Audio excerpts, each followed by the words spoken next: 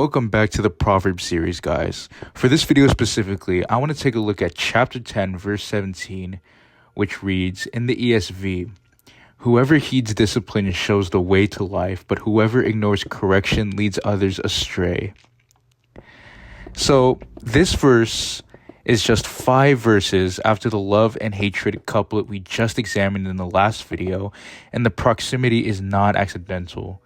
Chapter 10 is a collection of observations about the contrast between wisdom and folly playing out in real, everyday life, and verse 17 continues that theme by zeroing in on one of the most practically significant dimensions of wisdom, the willingness to receive correction. What makes this verse particularly interesting is the direction it points. Most wisdom literature frames discipline and correction as things that benefit the individual receiving them, and that is true. But Proverbs 10:17 adds a dimension that is easy to miss on a casual reading. It is not just about what the correction does for us. It is about what our response to correction does to the people around us. Solomon is making a communal argument dressed in the language of personal virtue. The person who heeds discipline does not just find life for themselves, they show the way to it.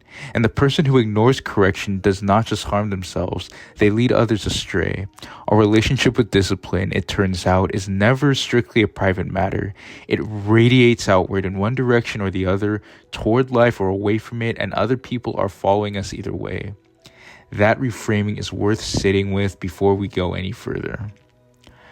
But let's talk about the whoever heeds discipline part of the verse, because the Hebrew verb for heeds, which is shomer, is one of the most loaded words in the Old Testament. We encountered its root back in Proverbs 4:6 when wisdom promised to keep and guard the one who loves her. Here it appears as an active posture toward discipline. Shomer means to watch, to keep, to guard carefully, or to hold something close with attentive intentionality. It is the word used for a watchman on a city wall, someone who is not passively present but actively alert. This means that heeding discipline is not the same as merely tolerating it. It is not gritting your teeth through a rebuke and moving on.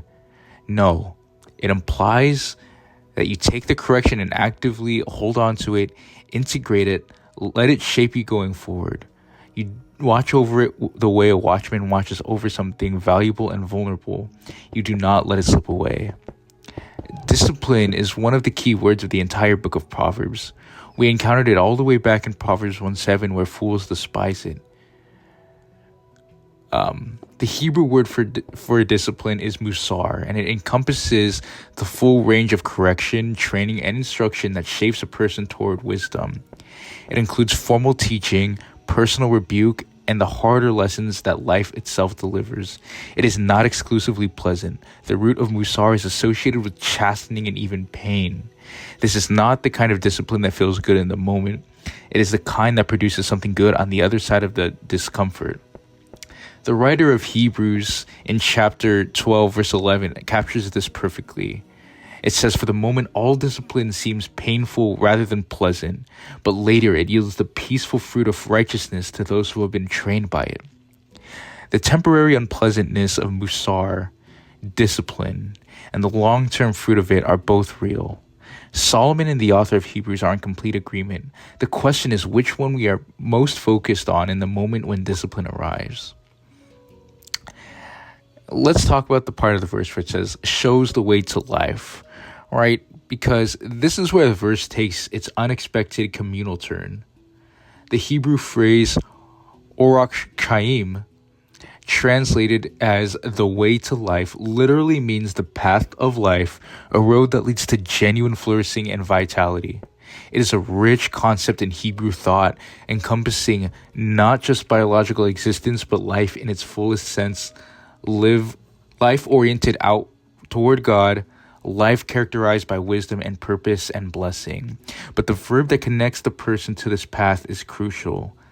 The ESV translates it as shows the way, and the Hebrew behind it carries the sense of being a path, embodying the direction, not merely pointing to it from a distance.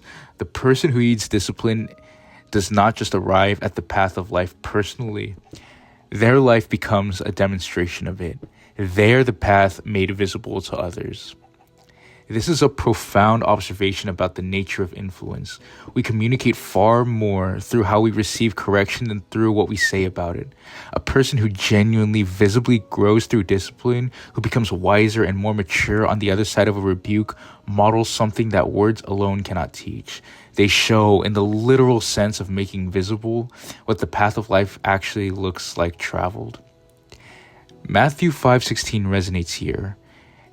Jesus says, "Let your light shine before others so that they may see your good works and give glory to your Father who is in heaven." The light that shines is not primarily verbal proclamation. It is visible life. The person who heeds discipline and grows through it is living in a way that illuminates a path for others to see and follow. Now, let's talk about the part where it says, "But whoever ignores correction."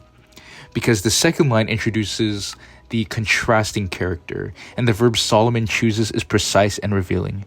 Ignores, which in Hebrew is ozev, is the same root as the word for forsaking or abandoning that we saw back in Proverbs 4:6 when Solomon warned against forsaking wisdom. It implies an active turning away rather than simple inattention. This is not someone who failed to hear the correction. It is someone who heard it and set it aside. And this matters because it removes the excuse of ignorance from the picture. The person described here is not someone who never received correction or never had access to wisdom. They received it and abandoned it. They let it go. The correction was available and the choice was made to walk away from it. Correction, tokachat, is slightly different in flavor from musar. Where musar is the broader concept of training and discipline, tokachat is more specifically a rebuke or reproof, the direct, pointed confrontation of error. This is a correction that comes from another person looking you in the eye and telling you that you are wrong about something. It is personal, immediate, and uncomfortable in the way that is hard to misinterpret it. Ignoring that kind of correction is a choice with a specific shape. It says, in effect, I have assessed the situation and determined that the correction does not apply to me, that I know better than the person offering it, or that changing would cost more than I am willing to pay. Whatever the specific reasoning, though, the posture is one of self-sufficiency and self-protection rather than openness and humility.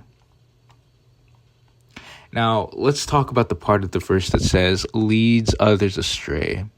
Because the final phrase in this verse is the one that should stop us cold, and it is the phrase most likely to be glossed over. Leads others astray. Mat'eh uses a Hebrew verb that means to cause, to wander, to make someone lose their way. It is the image of a guide who confidently takes a group of travelers in the wrong direction without acknowledging it. The person who ignores correction does not just stay in the same place. They actively lead others off course. And this is where the verse becomes genuinely sobering because it means the consequences of ignored correction are not self-contained. They spread. This happens through several overlapping mechanisms. The first is the mechanism of direct influence. People who are close to us, like family members, friends, colleagues, those who look up to us, are observing how we handle correction. When we consistently dismiss reproof, deflect accountability, or refuse to acknowledge our own errors, we are modeling that behavior for them. We are teaching them without words that this is how a person responds to being wrong, and some of them will learn the lesson. The second is the mechanism of unaddressed error. When we ignore correction, the thing we are being corrupted for does not disappear. It continues. The wrong pattern of behavior, the flawed way of thinking, the destructive habit, all of it keeps producing its natural fruit in our relationships and communities. The people around us experience the downstream effects of what correction could have addressed but did not. And the third is the subtlest and perhaps the most dangerous, the mechanism of normalized foolishness. When someone in a position of influence consistently ignores correction and appears to suffer no immediate consequence, it normalizes the posture of unaccountability for those watching. It makes ignored correction seem like a viable option rather than the path toward destruction that Proverbs consistently says that it is. The prophet Ezekiel And 3:18 and 19 captures the gravity of leading others astray with unusual clarity. He says, "If I say to the wicked, you shall surely die, and you give him no warning, nor speak to warn the wicked from his wicked way, in order to save his life, that wicked person shall die for his iniquity, but his blood I will require at your hand." The accountability for influence runs in both directions. Receiving wisdom and demonstrating it literally saves lives. Ignoring correction and modeling that posture costs them. I think in my own life, right, I am just awful at holding others accountable. I am horrible, truly, at just, being confrontational with people, even when it's necessary. I knew a guy that I worked with, and he was telling me, he was actually being vulnerable to me in conversation in the car. And I just remember he was saying all these things that I knew he shouldn't have been doing. And he also was a Christian, right? He called himself a follower of Christ. And I knew that the things he was bringing up to me were concerning, but I kind of just beat around the bush in my response to him. And that's something that I wish I had done a little bit differently. Don't even get me started on taking criticism. I mean, if it's not my dad, like, actually, that's literally one of the earliest signs that I actually had even a smidge of pride in myself, because, I don't consider myself naturally a prideful person or like a bragging person, but I actually tasted my own pride when I realized how I felt, my natural inclination to feel when someone actually gave me harsh criticism, even when it was warranted. And so that really changed my perspective on that entirely. Last part, I want to talk about the communal stakes of personal humility, because the deepest contribution of Proverbs 10:17 to our understanding of wisdom is the way it refuses to let us treat our response to discipline as a purely private matter. We live in a deeply individualistic cultural moment that tends to frame personal choices as personal consequences. What you do with correction is your business, and it mainly affects you. But Solomon will not allow that framing. He insists that the person who heeds discipline is showing the way to life, not just finding it. And the person who ignores correction is leading others astray, not just wandering themselves. Our posture toward correction is a public act with communal consequences, whether we intend it to be or not. And this is actually consistent with how the New Testament frames the church community in general. In 1 Corinthians 12, Paul describes the body of Christ as an interconnected organism in which every member affects every other member. He says, if one member suffers, all suffer together. If one member is honored, then all rejoice together. In that kind of community, the humility or pride with which any individual handles correction is never entirely their own private spiritual business. It shapes the whole. So let's get practical here. Let's get applicable, because that's where the action happens.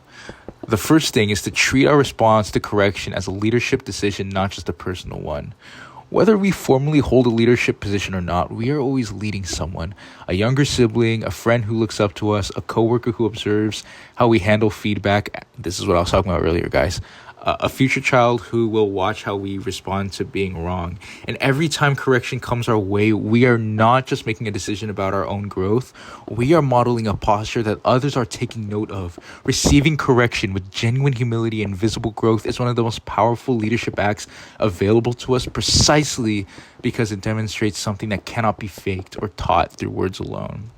The second is to develop a practice of actively holding onto correction rather than just surviving it.